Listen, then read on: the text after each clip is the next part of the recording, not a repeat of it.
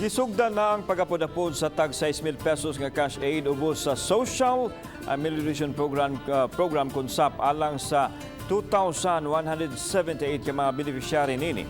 Si Nico Sereno sa report.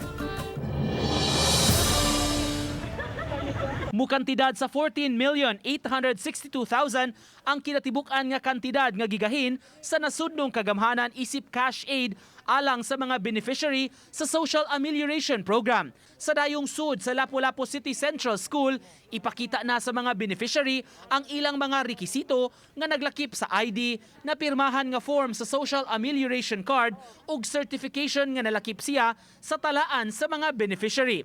Human niini, i-validate pa kung anaa ba siya sa talaan sa Department of Social Welfare and Development.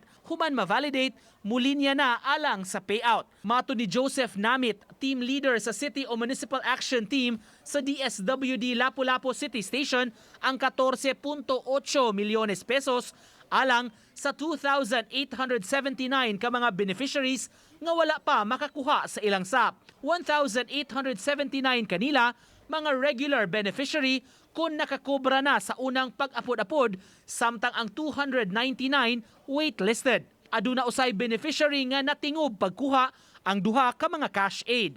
Usa kanila nga natingob pagkobra sa SAP si Profino de Jesus Pascua nga wala makadawat sukad-sukad og pahibaw nga usa di ay siya ka beneficiary. May pangalan ako yung una, pero pagdating sa barangay, wala.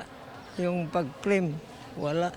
Uban ni Godfrey Relien, Nico Sereno, Balitang Bisdak.